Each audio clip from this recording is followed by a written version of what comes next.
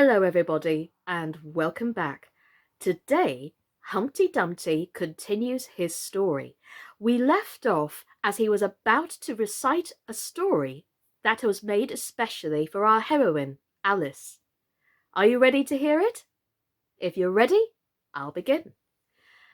Alice felt in that case she really ought to listen to it, so she sat down and said, "Thank you," rather sadly.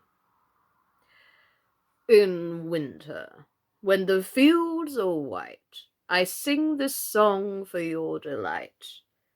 Only I don't sing it, he added as an explanation. I see you don't, said Alice. If you can see whether I'm singing or not, you've sharper eyes than most, Humpty Dumpty remarked severely. Alice was silent. In spring, when woods are getting green, I'll try and tell you what I mean. Thank you very much, said Alice. In summer, when the days are long, perhaps you'll understand the song. In autumn, when the leaves are brown, take pen and ink and write it down. I will if I can remember it so long, said Alice. You needn't go on making remarks like that, Humpty Dumpty said. They're not sensible, and they put me out. I sent a message to the fish. I told them this is what I wish. The little fishes of the sea, they sent an answer back to me. The little fish's answer was, "We cannot do it, sir, because—" I'm afraid I don't quite understand, said Alice. It gets easier further on, Humpty Dumpty replied. I sent to them again to say, "It will be better to obey." The fishes answered with a grin. Why, what a temper you are in! I told them once, I told them twice, they would not listen to advice. I took a kettle large and new, fit for the deed I had to do. My heart went hop, my heart went thump. I filled the kettle at the pump. Then someone came to me and said, "The little fishes are in bed." I said to him, I said it plain, "Then you must wake them up again." I said it very loud and clear. I went and shouted in his ear.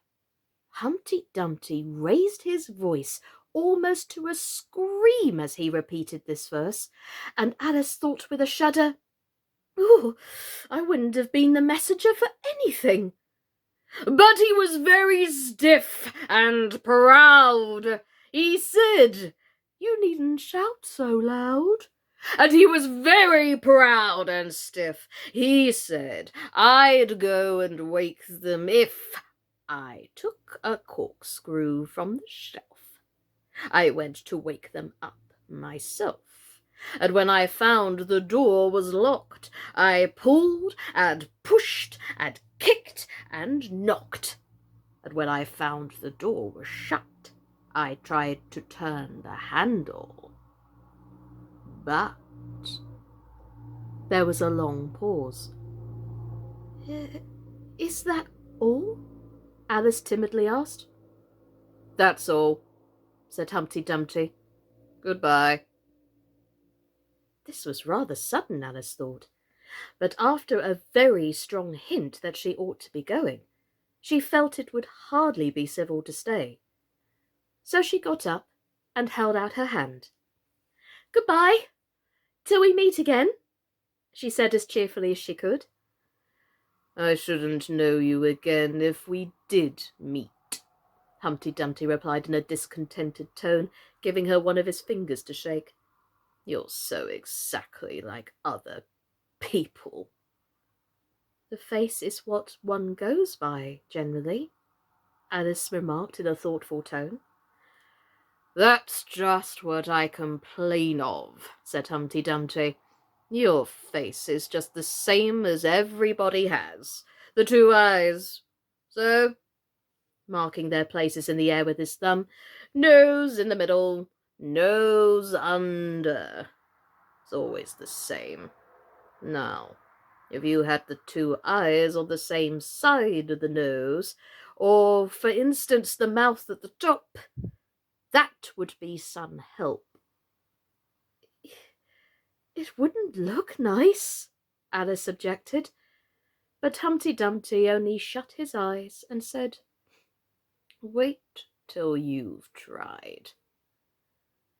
Alice waited a minute to see if he would speak again, but as he never opened his eyes or took any further notice of her, she said, "Goodbye," once more, and getting no answer to this, she quietly walked away. But she couldn't help saying to herself as she went, "Of all the unsatisfactory—" She repeated this out loud, as it was a great comfort to have such a long word to say.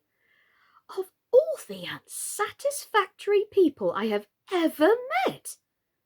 She never finished the sentence, for at this moment a heavy crash shook the forest from end to end. Ooh, ladies and gentlemen, boys and girls, I think we know what's happened to Humpty Dumpty, don't we? So, what do you think is going to happen to Alice next time? Tune in tomorrow to find out more, especially as she's going to meet a lion and a unicorn. We're getting into very interesting territory now. So, until tomorrow, my name's been Sascha Cooper, and this has been Alice Through the Looking Glass by Lewis Carroll. Take care, everybody, and stay safe. Bye-bye.